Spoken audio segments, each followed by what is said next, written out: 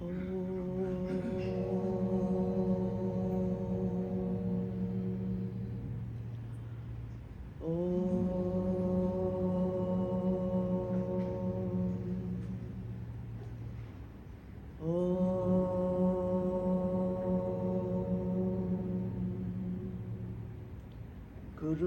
Brahma, Gurur Vishnu, Gurur Devo Maheshwara, Gurur Sakshat Para Brahma, Tasmai Shri Gurave Namaha.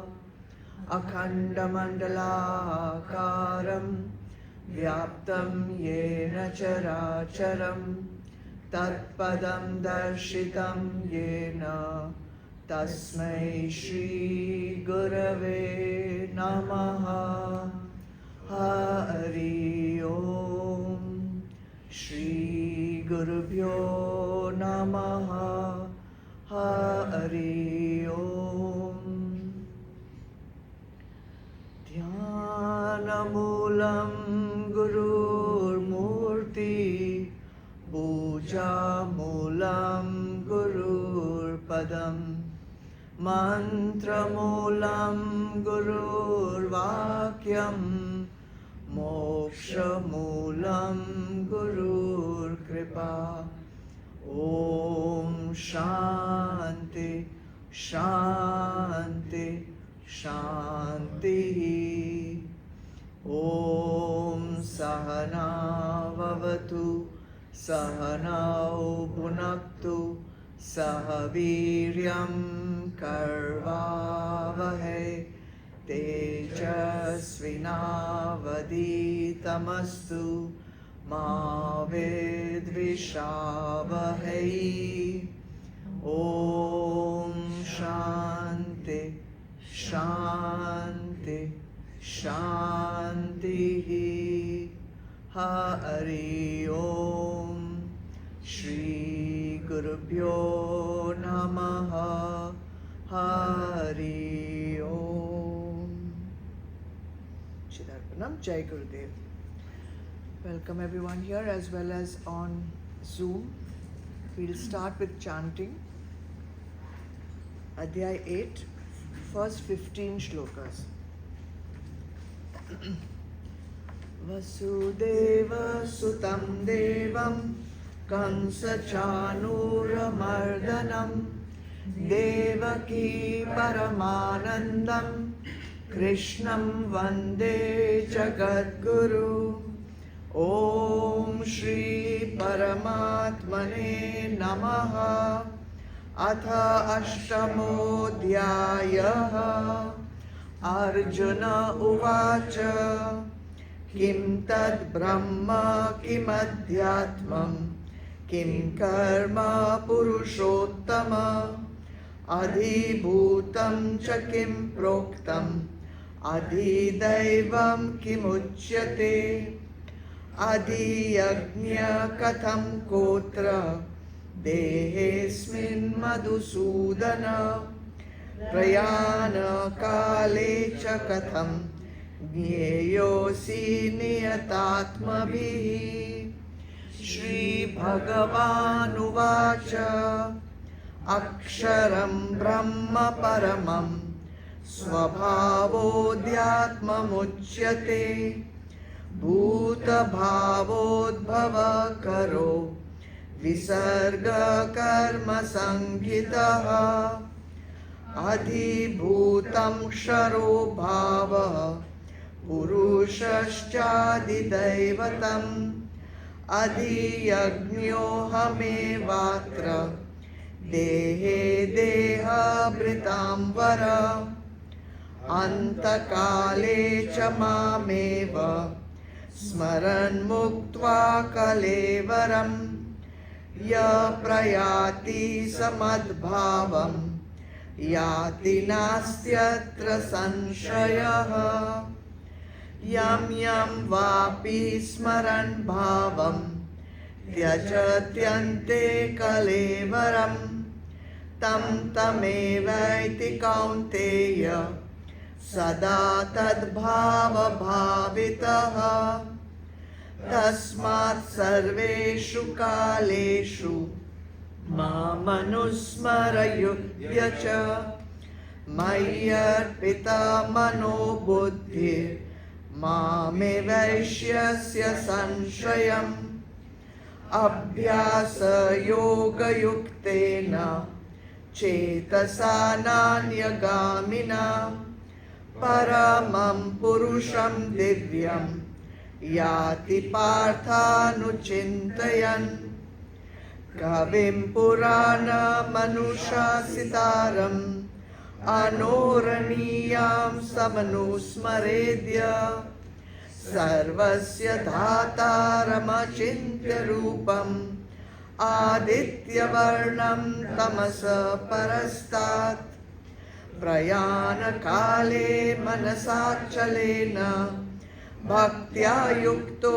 yoga balena chaiva bhruvor madhye pranamaveshya samyak satam param purusham upaiti divyam yadaksharam veda vidho vadanti vishanti adyatayo vitaraga yadichanto brahmacharyam charanti tatte padam sangrahena pravakshe sarvadvarani sanyamya manoridi nirudhya cha मूर्ध्न्याधायात्मना प्राणम् आस्थितो योगधारणम् ओमित्येक्षाक्षरं ब्रह्म व्याहरन् मामनुस्मरन् य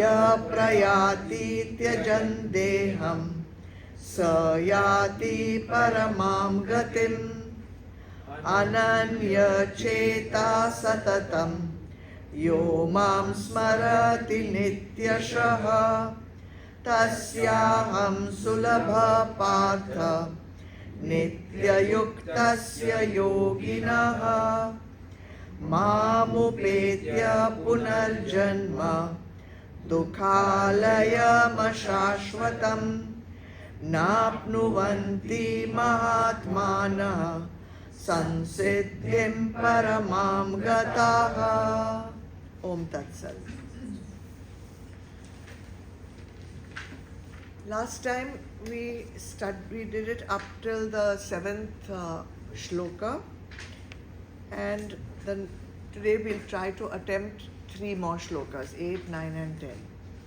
But before we start that, let's understand a little bit what these 3 shlokas are going to tell us, because it's a little bit of a new topic, you can say, or something different from what Bhagwan has been telling us up till now.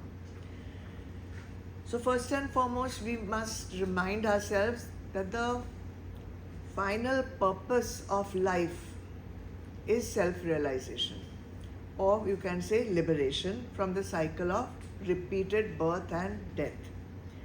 So what exactly is the meaning of self-realization? To understand, not just theoretically or intellectually, but to understand through the direct experience which we call aparoksh anubhuti. What to understand? Everything is Brahma. This Atma is also Brahma. That is the realization that we have to get. And once we get that experience, the direct experience within us, while we are still alive, we are meant, or we are supposed to be liberated. Okay? And that is called Jivan Mukti. When does this happen? It says the minute you have that realization, instantly the person is liberated. That is why it is called Sadhyo Mukti. Instant liberation. Sadhyo Mukti. So if he is already liberated at the moment of having that aparoksh anubhuti, now it doesn't matter for him what is his last thought at the time of death, because now he is established obviously he is going to continue being established in that clear understanding with a clear nishta that this Atma is Brahma. So at the time of death, what will happen? He will discard his gross body. The subtle body, the causal body, all the bodies will just dissolve and he will merge into Brahma, and that is called Videha Mukti. Videha Mukti. So this way of attaining mukti or liberation belongs to the Gyan Marg, through the path of knowledge, Advait Vedant, through Advait Vedant, and it is also called Kaivalya Mukti, Sadhya Mukti, Jivan Mukti and Kaivalya Mukti. So this will happen through the Gyan Marg, means you will be following Shravan, Manan, Nididhyasan, all the different steps.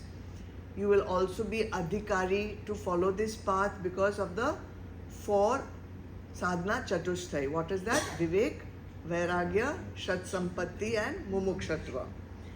You will have done abhyas, you will have developed Vairagya, all those things. And then you have got aparoksh anubhuti. But what about those who are not on this path yet maybe, or they are not inclined towards abhyas, they are not inclined towards vivek and vairagya, but they have lot of devotion towards Bhagwan. So there is also a plan B available, and that is through the bhakti marg. And they can also attain a kind of liberation which we will call Krama Mukti. Krama Mukti. So now, for becoming eligible for Krama Mukti also, the sadhak or the bhakt, you can say, will be leading an extremely disciplined life, in the sense of he will be doing all the nitya karma that the Vedas have prescribed.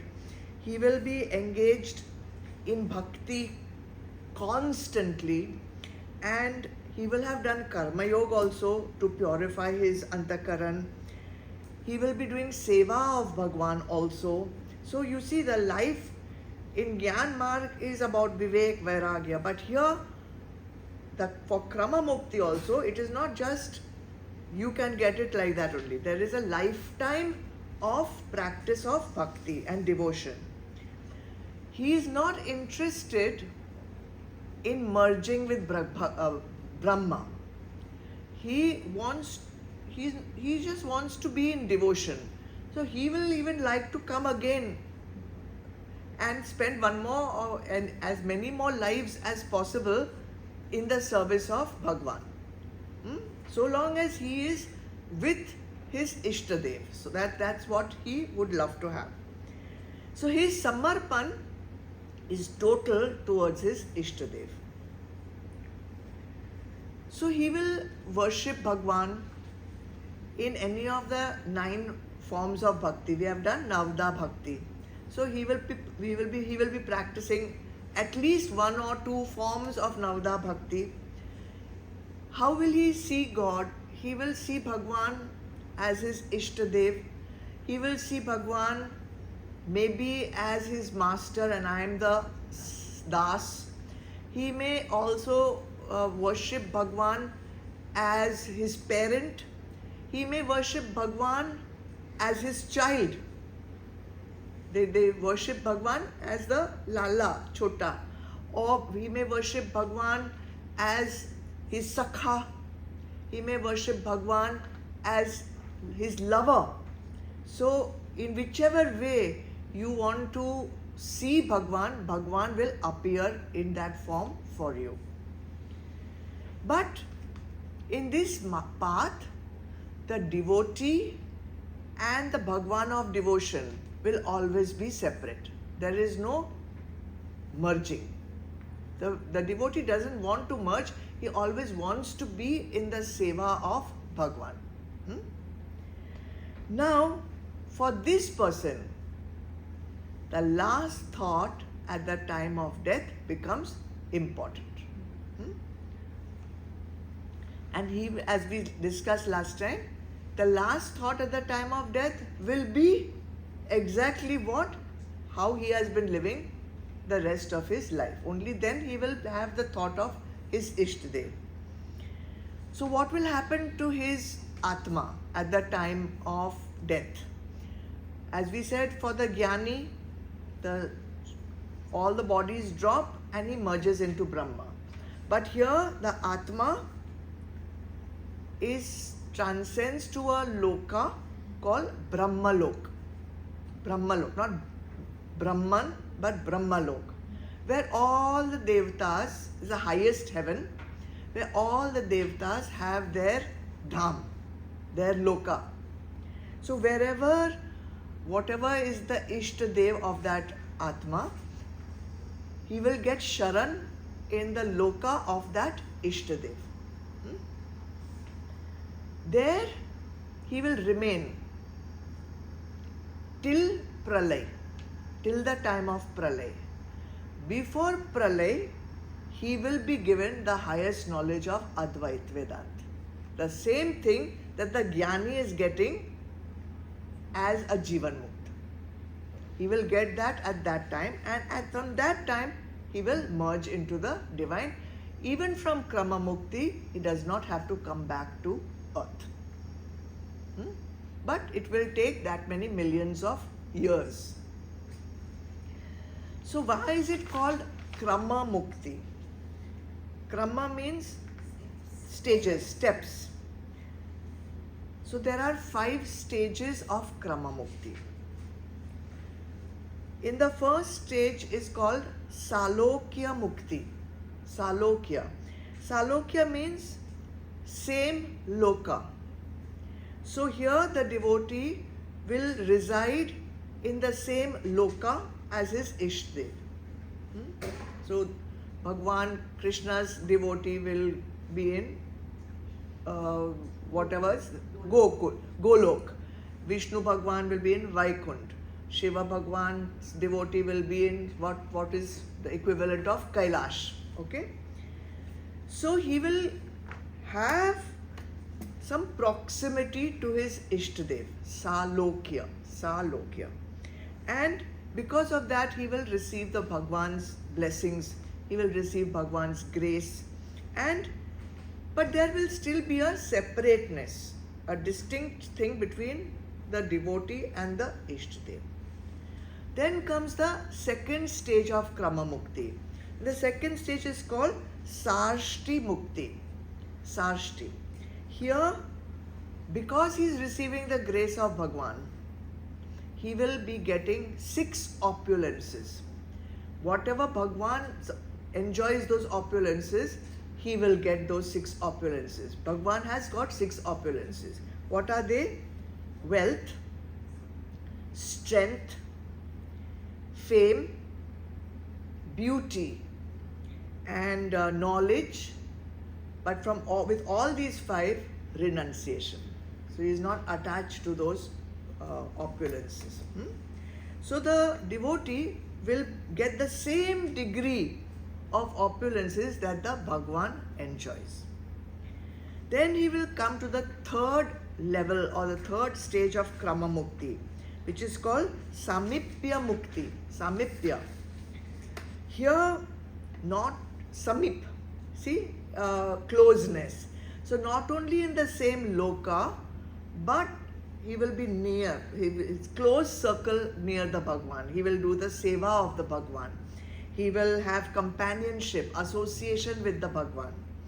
And he can, whenever there is somebody is doing seva, then there will be an association, there will be a closeness, there will be a more intimate relationship with the Bhagwan.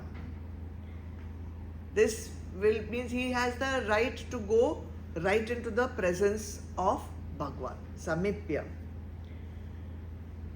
The fourth stage is called Swarupya Mukti, Swarupya. Here, because of the closeness, the devotee goes on assimilating the divine qualities the roop, the divine qualities of the Bhagwan, characteristics of the Bhagwan, and undergoes a tremendous transformation. And finally, Sayujya, Yukti, he merges complete absorption with that Ishtadev. So that is why these are the stages at which he has to go through before he attains complete liberation, and not having to come back to earth. Now he has to know really where he has to focus at the time of death.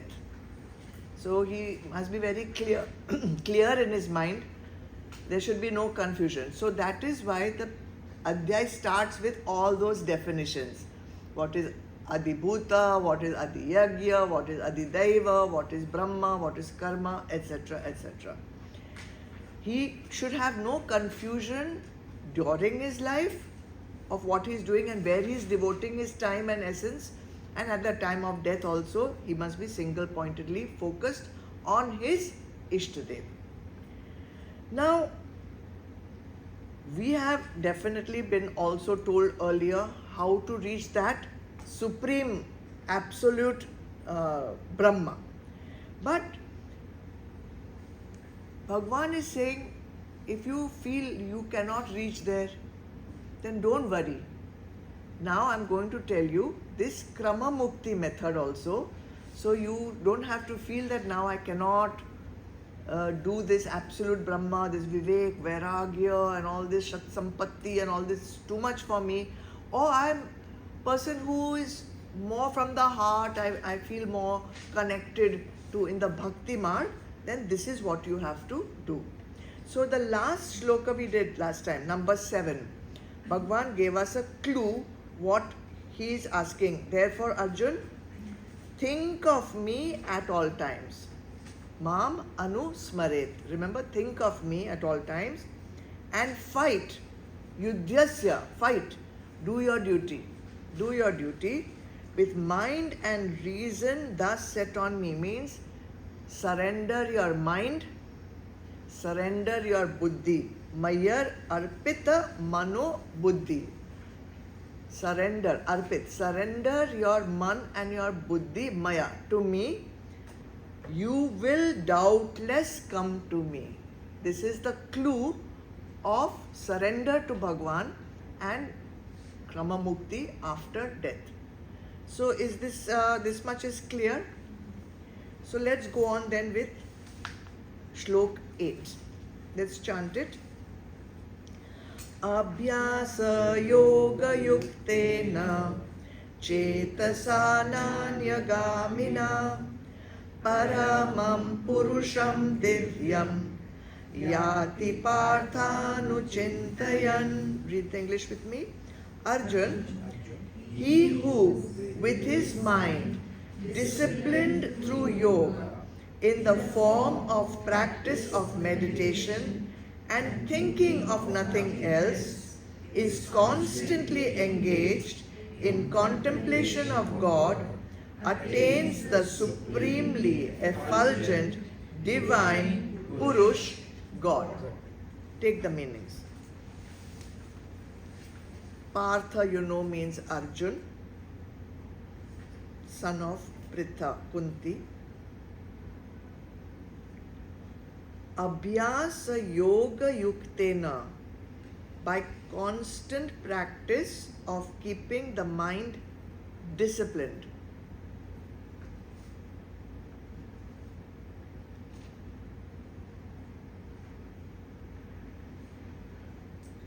Anuchintayan, constantly engaged in contemplation.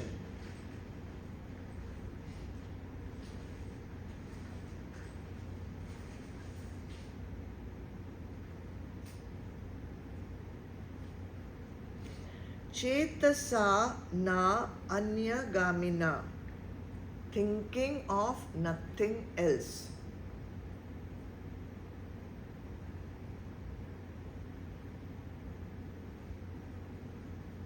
Yati, attains, Paramam, supreme, Divyam, divine, Purusham, God.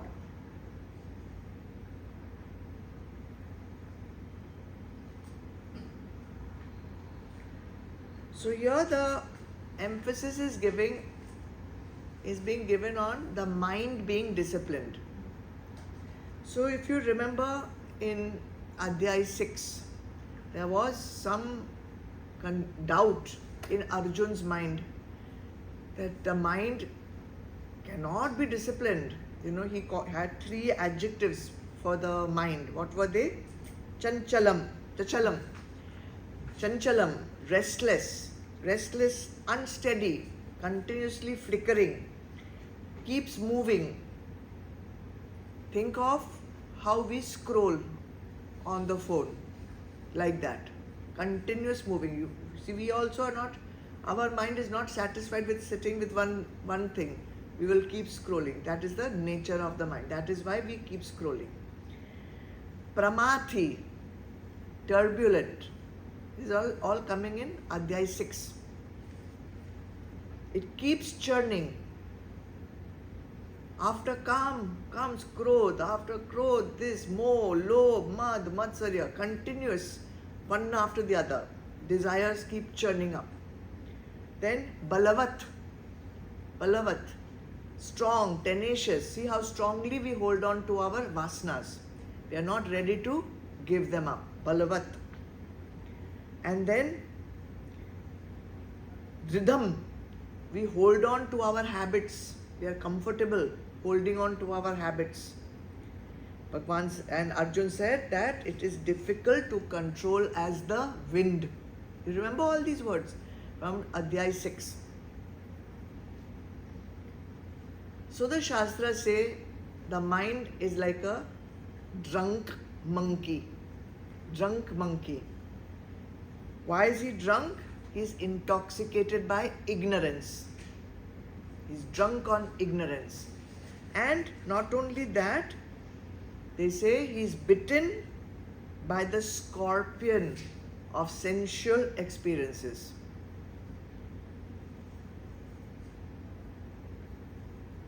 And possessed by the ghost of past memories.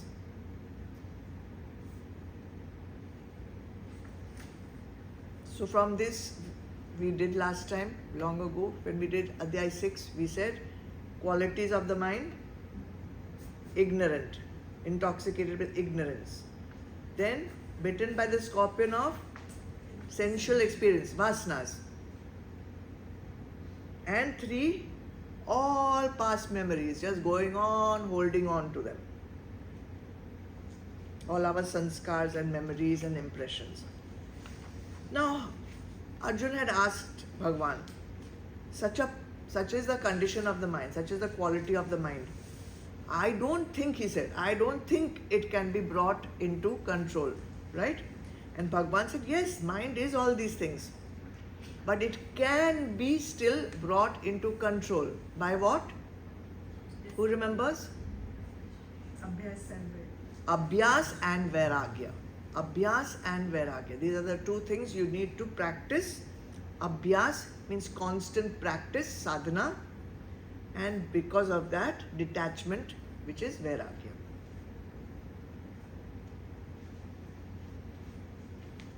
Abhyas means continuously practicing something regularly over a long period of time, duration. Like japa. They say japa of your Guru Mantra is one of the best abhyas to do. And Vairagya, understanding that Vishayas are mithya.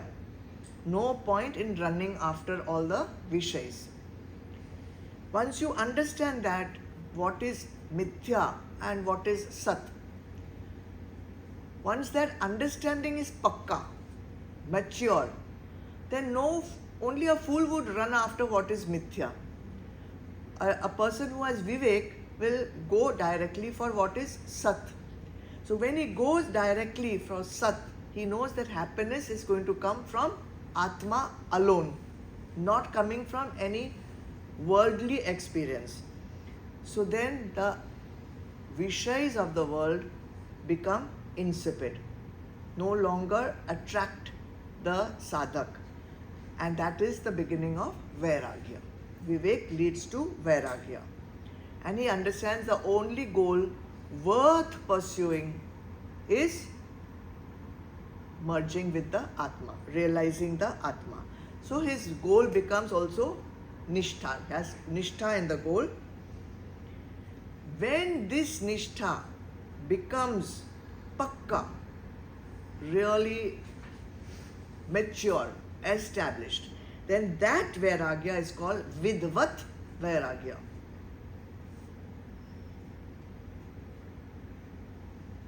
Otherwise we get Vairagya, some terrible thing happens in our life, we get then after some time we come out of that sorrow and we come back to our regular way of thinking. Shmashan Vairagya we call it. The technical term is Vividsha Vairagya. Vividsha.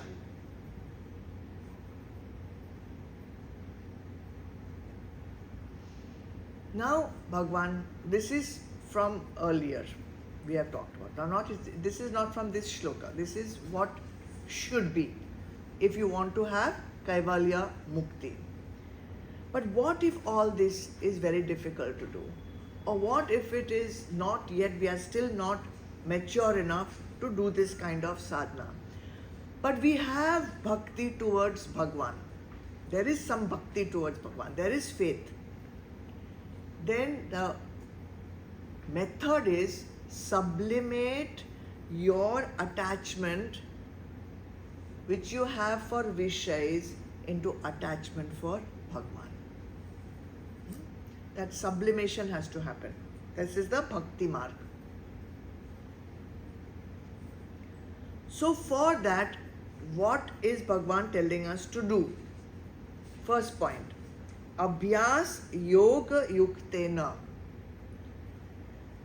Continuous practice. So it means repeating one and the same idea all the time. Being repeatedly having that thought of Bhagwan in your mind. So here Abhyas Yoga Yuktena is for repetition. It is emphasizing repetition. See, you want to learn anything, we go on repeating. Children learn A, B, C, D 100 times, they repeat it, then it comes in their mind. When we were in nursery school, Jack and Jill went up the hill. Till today we don't forget it. So when you go on repeating something again and again, it goes and gets stuck in the mind. So the first point is repetition. And that is why the Naam Jap is the important thing. You're continuously repeating the name again and again. A connection is getting made. An imprint is getting made in the mind. Then the second part he comes and says, Chetasa na anya gamina. Thinking of nothing else. So this repetition is happening, but it should not be interrupted. It should be uninterrupted. So first point is repetition. Second point is that the repetition should be uninterrupted.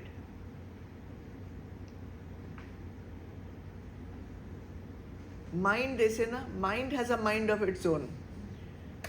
You'll start doing jap, suddenly it will go somewhere, suddenly it will go somewhere. So we have to be very vigilant, we have to be very aware while doing the jap. What happens while doing jap? Often it goes into tamas. It goes into mechanical repetition.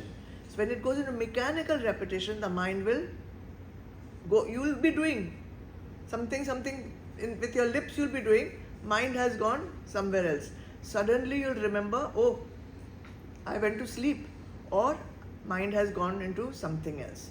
So be aware, do the repetition with awareness. In Vedanta they always say Uninterrupted is like when you're pouring oil, the oil comes in one single dhara, there is no break. So like that, there should be no break in your abhyas.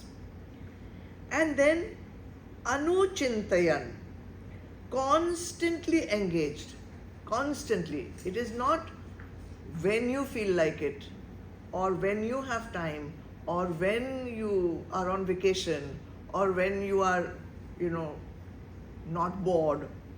So 3 things: repetition, uninterrupted, constant. These 3 points you have to remember. So anything, like if you are doing jap, if you are doing kirtan, you are doing bhajan, you are doing nam smaran, all this, it's swadhyay, manan, all these you can do constantly, uninterruptedly, and continuously repeating. So Bhagavan says these are the points, this is your qualification. You have to do your sadhana like this. Then what will happen if I do it like this? Bhagavan says you will attain Purusha. Param Purusham Divyam. Now who is this Param Purusham Divyam? How am I supposed to attain this God? What is this God that we have to attain? What are the qualities of this God? How am I supposed to constantly think of this God? I don't know what is God. I don't have any picture of this God, or I don't know what this God is supposed to be like. So now in the next shloka, Bhagavan is going to help you visualize Bhagavan. Okay? So let's go to shlok number 9. Kavim Purana Manushasitaram Anoraniyam Samanusmaredya Sarvasya Dhataram Achintya Rupam Aditya Varnam Tamasa Parastat. He who contemplates on the all-knowing, ageless being, the ruler of all, subtler than the subtle, the universal sustainer, possessing a form beyond conception, beyond human conception, effulgent like the sun, and far beyond the darkness of ignorance. Very beautiful shloka. Let's see the meanings first. Yeah, he anusmaret, contemplates on,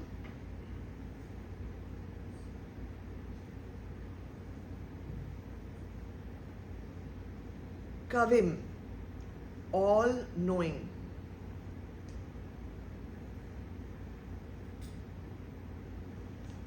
puranam, ageless,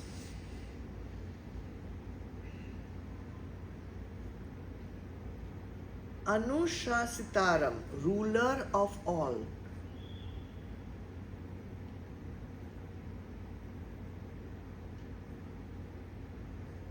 anoraniyasam, subtler than the subtle,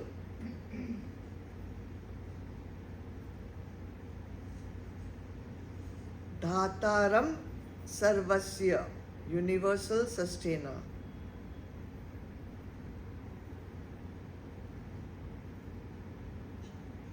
achintya rupam, possessing a form beyond human conception,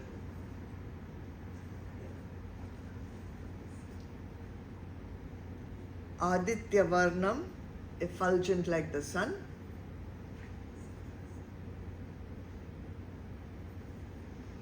tamasa parastat, far beyond the darkness of ignorance. It's all there in the shloka itself.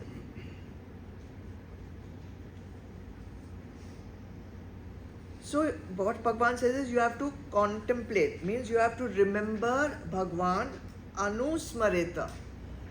In Shlok 7 also he said the same thing, Mama anusmareta. Think of me, anu, lovingly. Think of me lovingly. Because we are talking about bhakt. So you have to think lovingly. You're thinking of your Ishtadev, the one you love, your beloved. If you go according to the Gyan Yoga also, the same lesson is there. You have to keep thinking of Bhagwan. In Shvetashvar Upanishad, I'll read one beautiful shloka. I'll read the English only. It says, as oil in sesame seeds, as butter in curds, as water in underground springs, as fire in wood, even so this self with a capital S is perceived in the self, small s. He who by means of truthfulness, self-control and concentration looks again and again, repetition, looks again and again for this self, capital S, which is all pervading, like butter contained in milk. Everywhere in milk the butter is there, but it is invisible, and which is rooted in self-knowledge and meditation. He becomes that supreme Brahma, the destroyer of ignorance. So this is the Gyan way of looking at it. Now what we are being given is the Bhakti way of looking at Bhagwan. And how to visualize Bhagwan, how to contemplate continuously, but how? What do I have to do? I close my eyes, what do I have to think? So Bhagwan is telling you. The first one is Kavim. Kavim meaning all-knowing. So when you think of Bhagwan as the one who is omniscient, the one who knows everything. Not only what is going on in the present, but what has happened in the past and what will happen in the future. But Kavi also means poet. So here there's a pun on the word. The omniscient one who is also a poet. Now why poet? Because in the eyes of the Bhakt, he sees this entire creation as a poem created by Bhagwan. He sees beauty in everything that has been created. The flowers, the leaves, the mountains, the whatever you see is like one creation of a poet. So he calls God also a poet. And this, why I said it was so beautiful, because it reminded me of the time when I went to Mount Kailash the first time. That time we had to walk, and we go through the Indian path, which is very, very different from going through Nepal or Ladakh. You go through Nepal and Ladakh, it's barren and it's like a desert. When you go through the Indian path, you are walking with these beautiful, magnificent mountains and lush valleys. It's luscious, it's fertile, and there's a river flowing, there are trees, there are flowers, and you're walking and you are really in awe of the beauty, and you really feel like, wow, what a beautiful world God has created. So when you have that feeling of beauty and creation, then you are connecting with Bhagwan. That is one way of contemplating on Bhagwan. So there are many ways, you will see now, 8 ways are there. So this is one of the ways. You see the beauty around you, and you can think, only God could have created such a wonderful creation, and small leaves, small flowers, big leaves, big flowers, huge trees, the moss, the weeds, everything has got a beauty of its own. So when you look at that, you see this is the work of an artist. And when you see it as the work of an artist, the work of a poet, creating unimaginable beauty. No human being could create this. So there has to be a God only who has created this. So this is one way of contemplating on God, in amazement. Amazement. Your bhava is of amazement. We sing that song also, no? You are amazing God. Huh?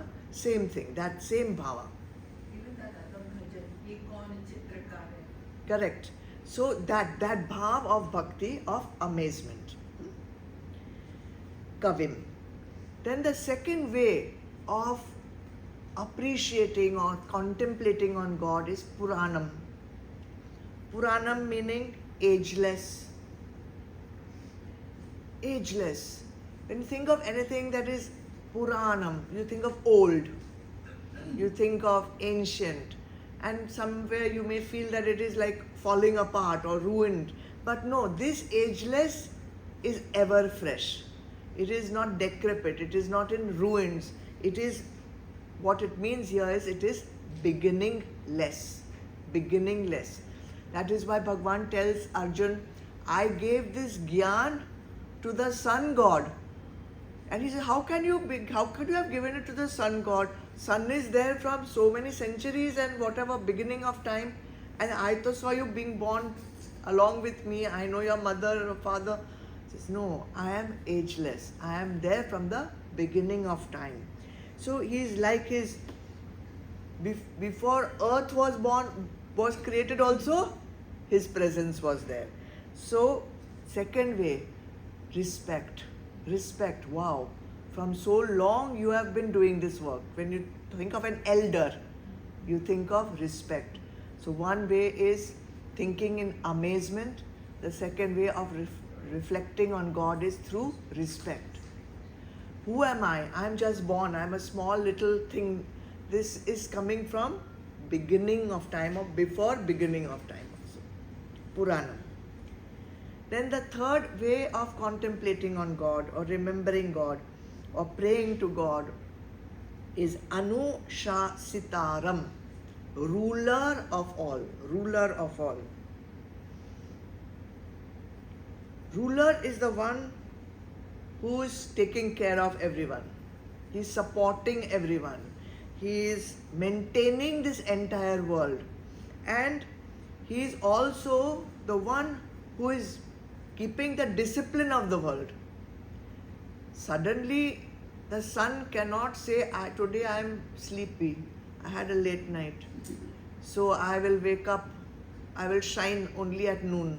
No, the season also has to start at the correct time. The birds have to wake up at the correct time. The flowers have to bloom at the correct time.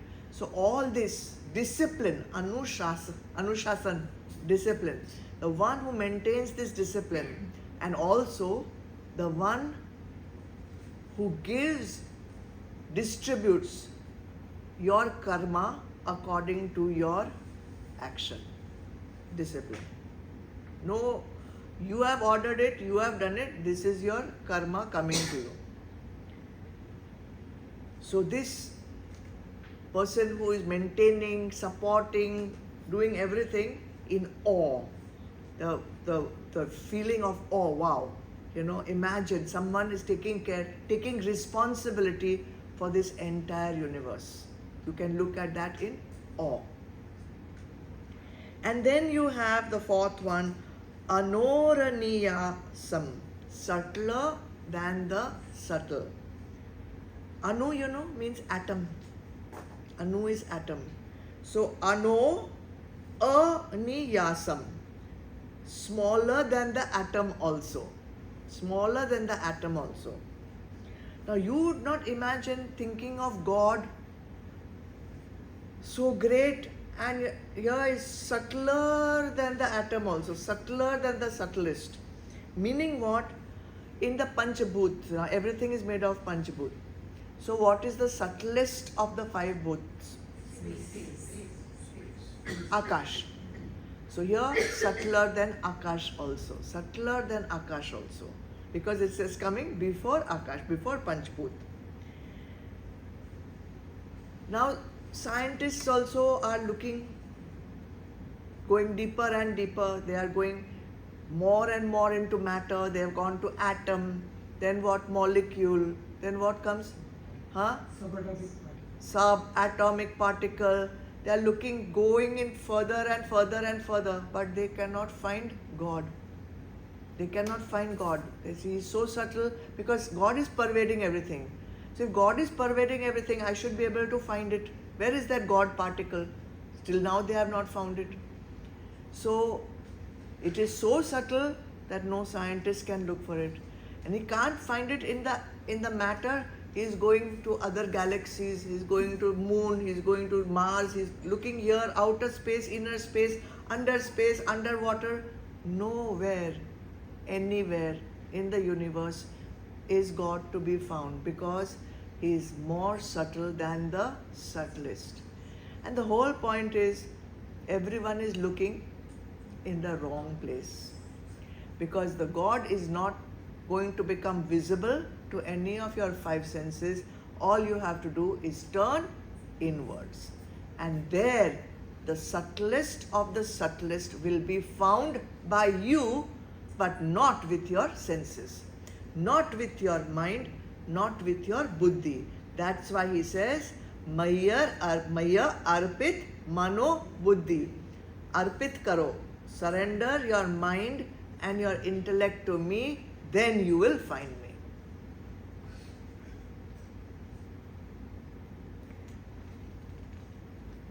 So, this subtlest of subtlest is what makes everything work. Even in our body, every small cell is the intelligence of God. Every small cell is working in harmony with the rest of the body. Every cell has got a function to do, and it is being done in the right way until and unless we are abusing the body. So this intelligence which is there in every cell, that intelligence which is there in every atom, this intelligence which is there in the entire universe, all the planets are going around, the orbits are, nobody's crashing, there is no traffic jam of the planets, everything is happening with an intelligence, a universal intelligence. That intelligence you are praying to. That intelligence you are contemplating on. Imagine.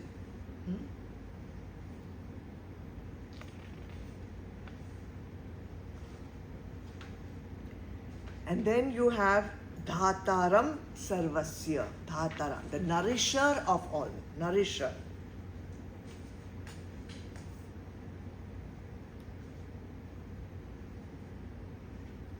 We just came into this world like that. We just landed. But for everyone who's landed in earth, born in earth, God has provided nourishment. God has provided the air. God has provided water. God has provided food, crops, plants, everything. Whatever is our need, God provides. Yoga Shem. Remember, whatever you will need, I will provide if you surrender to me. I will provide and I will protect it also, but not for your greed. Food, fruits, sun, water, air, everything we have got, free of cost. That's the nourisher. So here the bhava is gratitude. When you think of God, you can think of gratitude.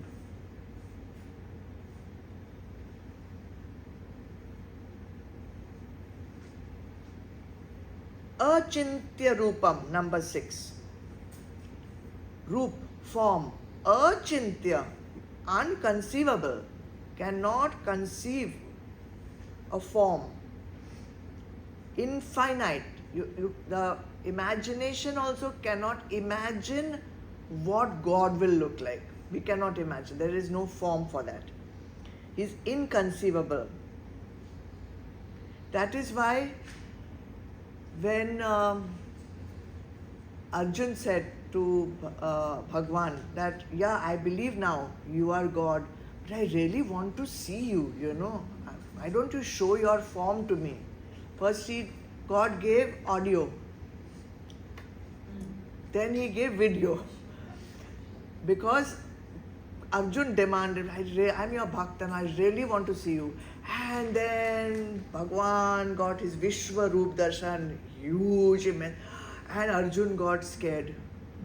He could not imagine, he cannot, your senses, your mind and your intellect would not be able to bear it. So he said, please, I believe you now, please come back to your small four-armed size. So you will be scared if you see that form. It's inconceivable. That's why we are not able to see God.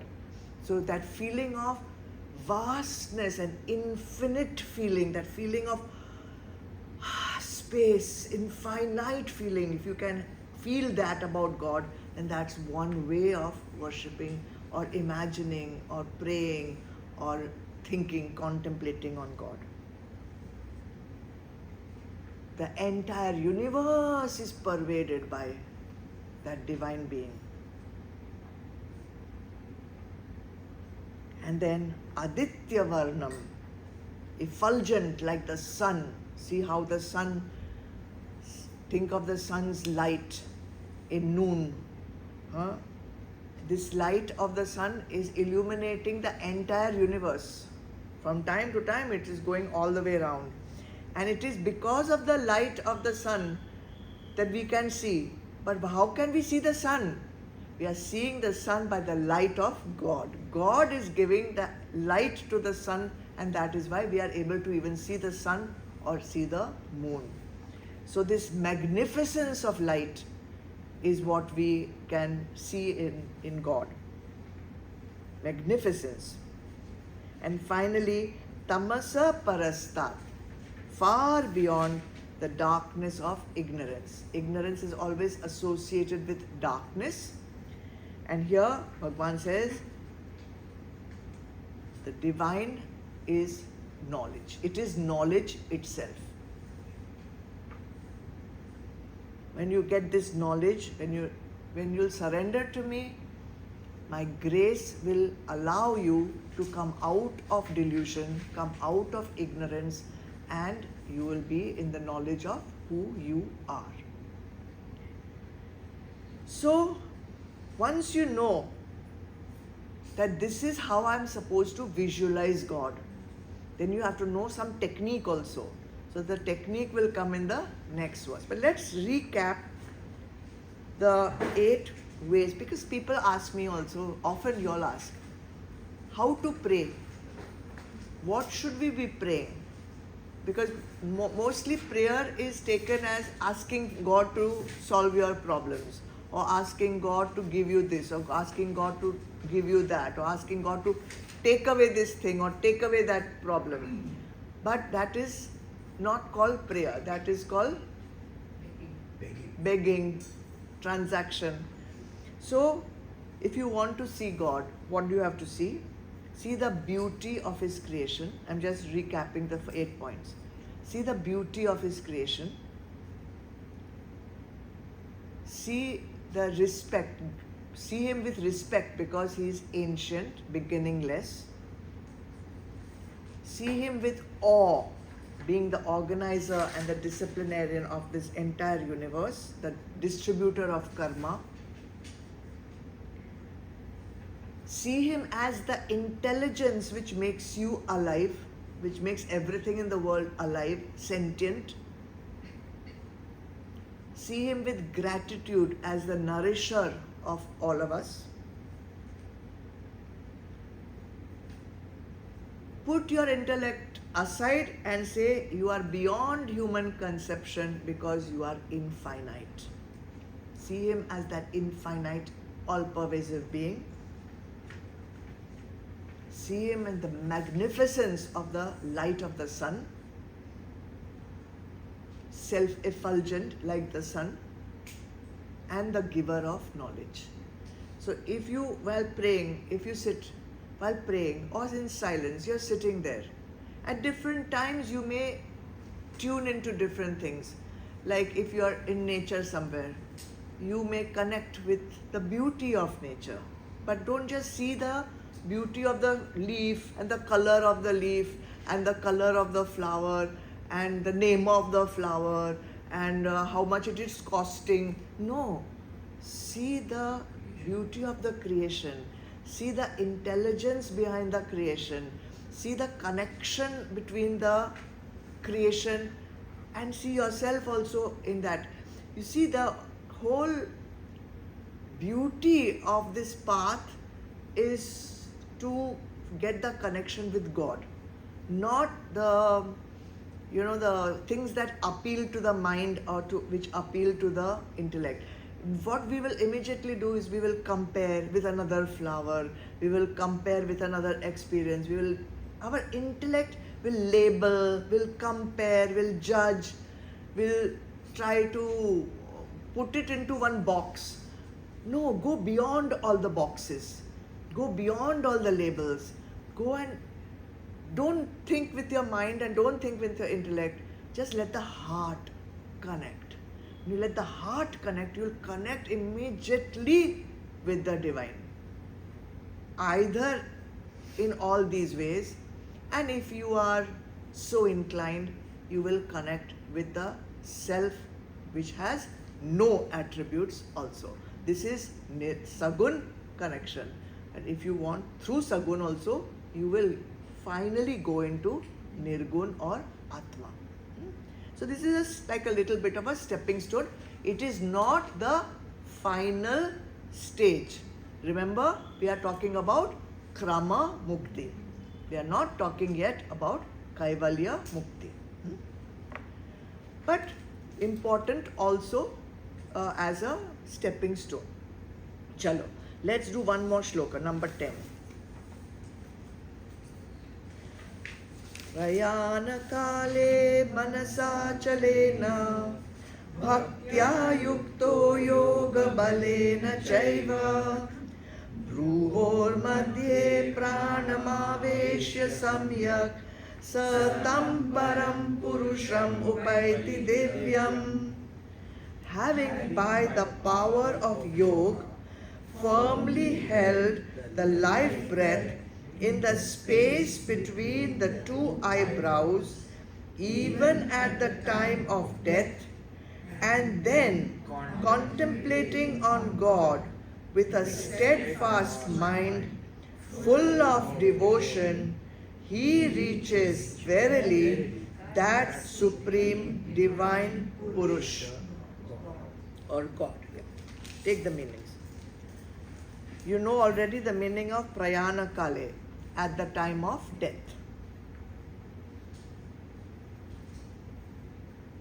Yukto, by being absorbed, by being connected. Bhaktya, in devotion. So at the time of death, first you have to be absorbed in devotion.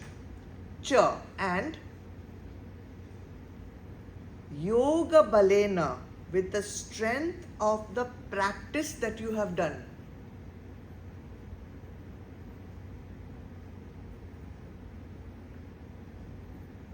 Samyak, carefully,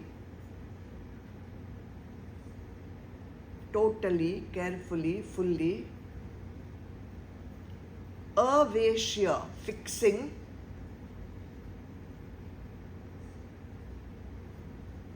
Pranam, life force.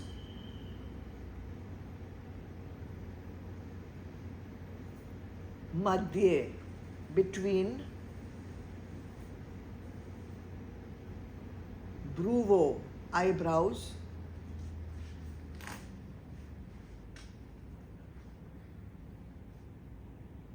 Achalena, with an unwavering.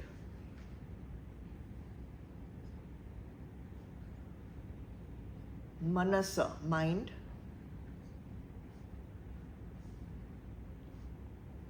Sa, he. Upaiti, reaches, attains. Tam, that. Divyam, divine. Param, supreme. Purush, God.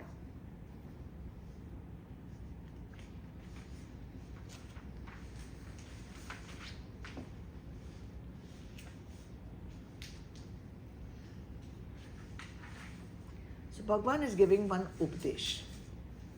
What is the Updesh? That if you have not attained a Paroksh Anubhuti, then you will need to be able to be very disciplined and controlled and restrained at the time of death. Because if you want to get Krama Mukti, okay? So he says, Prayana Kale, at the time of death, what should your mind, what should be the condition of your mind? First, Manas Achalena. Mind should not be wavering. Chalena. Manasa, mind. Achalena. Not chanchal. Not flickering like a candle.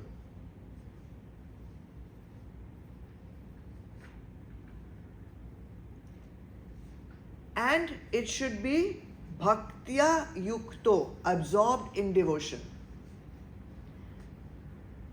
Now once again I'm clarifying.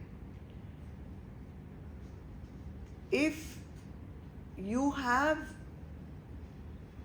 been able to practice your sadhana chatushtay, Vivek, mastered, Vairagya, pretty much mastered, okay? Samadama obviously will have been done. Uparama obviously. Vairagya means Uparama already cleared.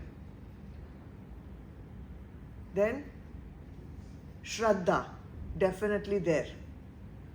Titiksha, if you have done Samadama, Titiksha is already cleared. You are having single pointed focus, Samadhan. All these things are there, but Aparoksh Anubhuti has not happened for some reason. At that time also, if you will focus on Atma, which you are doing through the Gyan Marg, is most conducive, is the best option, because that will take you to Brahma. It's okay. That last minute also, before your death, if you do it, fine. But if you have not done all this abhyas, you have not developed your Vivek, Vairagya, this, but you have done a whole life spent in bhakti, only then will your mind be manasa achalena at the time of death, and bhaktya yukto, you will be absorbed. If you have not done bhakti and led a life of devotion throughout your life, at the time of death, this is not going to happen. So this is the Updesh Bhagavan is telling you without saying it clearly. Better you start practicing throughout your life, so that at the time of death, even if you have not got Aparoksh Anubhuti, even if your mind is not thinking of Atma or the self, then at least it should be in bhakti. You understand? Plan A and plan B. So at the time of death, our faculties are going to be weak. That is for sure. Our sense organs, our mind, it will not be in our control. Intellect will not be in our control. It may not be possible to keep the mind steady. We may not even remember to keep the mind steady. We may not even remember to be in devotion or be in contemplation of God. We may not be. So we will need some other means. That other means is yoga balena.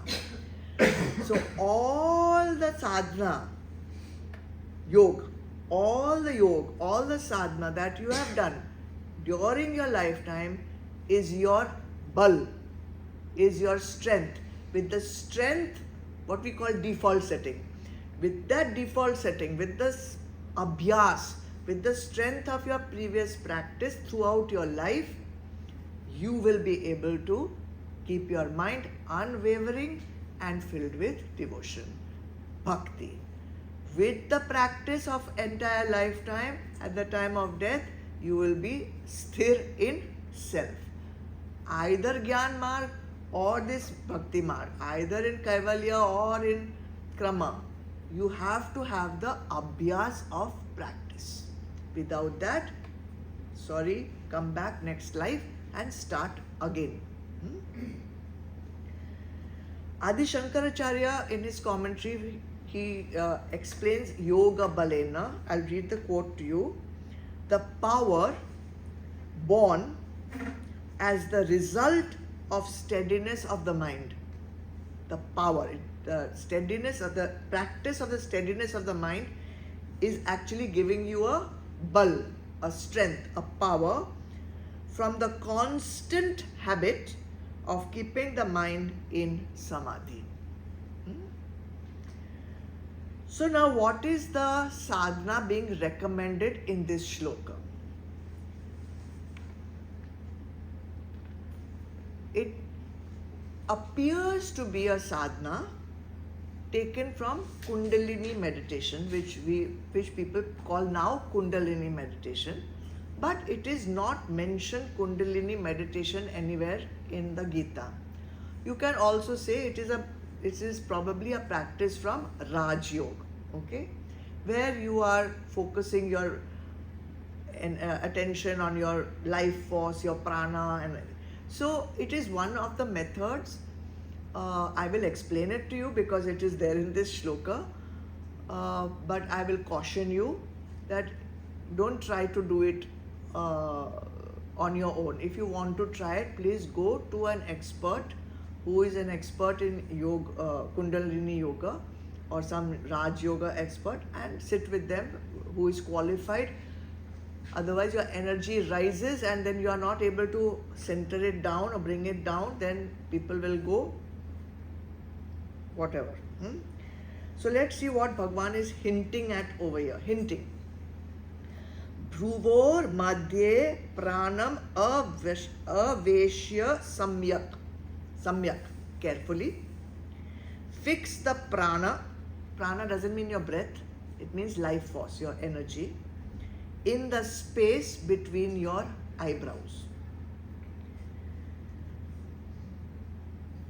So, according to this way of doing sadhana, there are different energy centers in the Sushumna Nadi. Okay?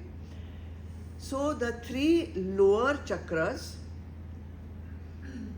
keep the person in experiencing sensual pleasures. Okay? Now, Bhagwan is saying we have to bring this energy, this life force out of the lower chakras and bring it up to the point of Agnya chakra. So what are the three lower chakras called? Muladhara, then Swadhisthana and Manipur. These are the three chakras which belong to the world of outward experiences, which will give you either pain or pleasure. This, when your energy is stuck in these lower chakras, you will not be thinking of spirituality. You will not be attracted to satsang. You will not want to read a spiritual book. You will not want to bow down to God or in a temple. You are in the material world and you are enjoying that. So these are the three lower chakras where we don't want to be residing. Bhagwan says now you have to raise it. So the fourth chakra becomes the heart chakra, Anahat chakra. In this chakra now, if your energy has come up, risen to the heart chakra, your interest in spirituality will begin. Your heart starts opening.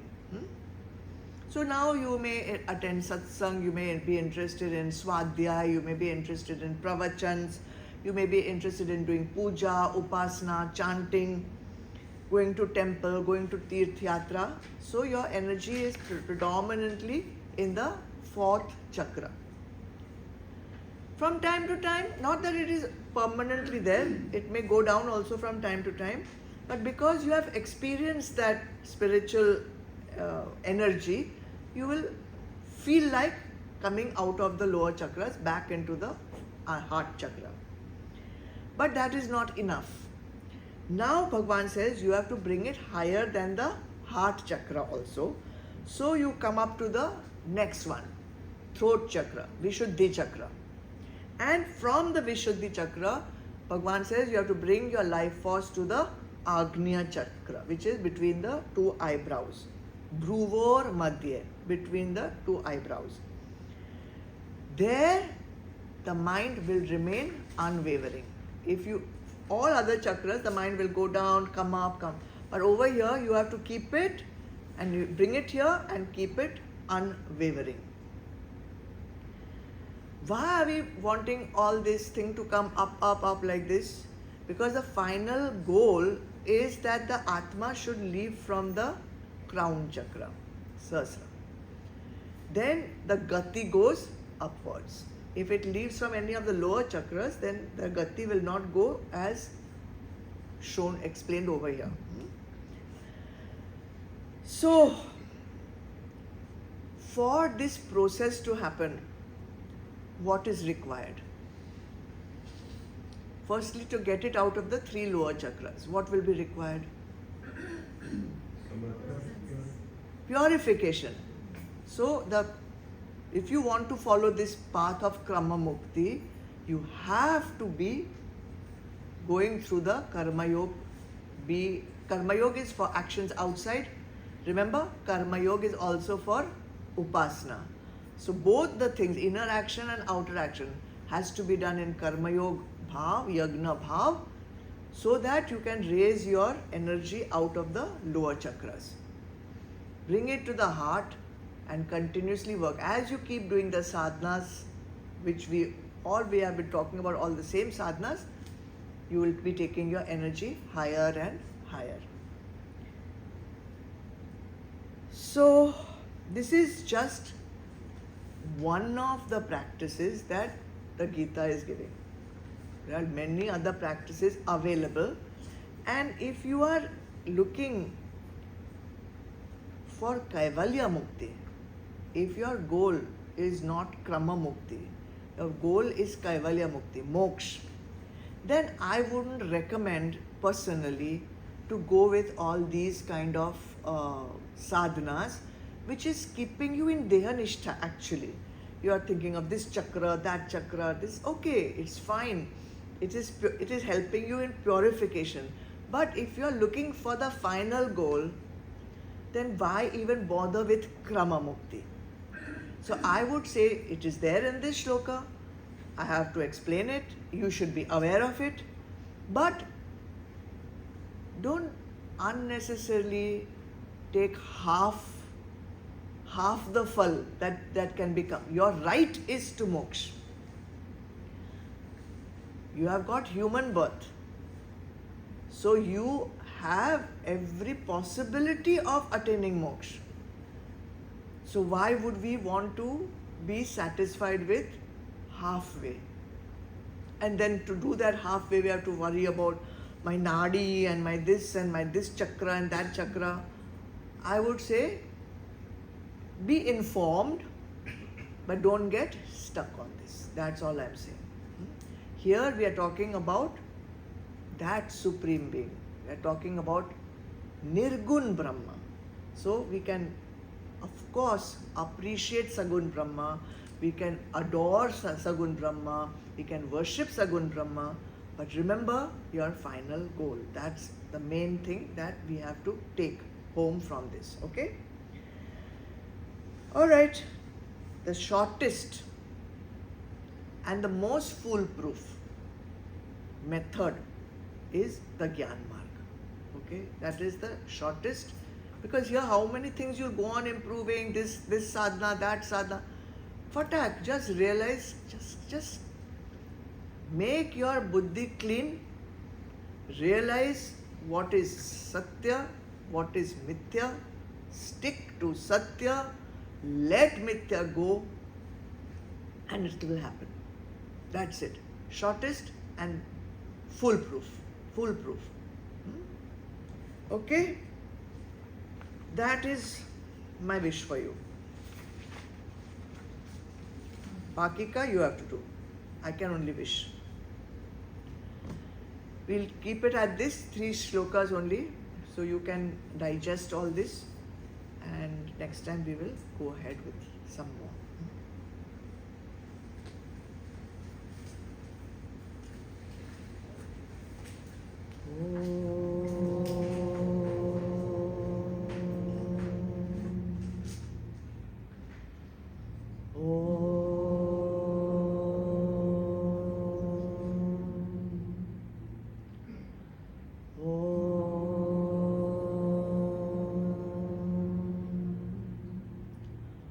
Asatoma Sadgamaya Tamasoma Jyotirgamaya Mrityurma Amritam Gamaya. Om Shanti Shanti Shanti. Om Purnamada Purnamidam Purnat Purnamudachyate Purnasya Purnamadaya Purnameva Vashishyate. Om Shanti Shanti Shanti. Hari Om. Shri Gurubhyo Namaha. Hari Om.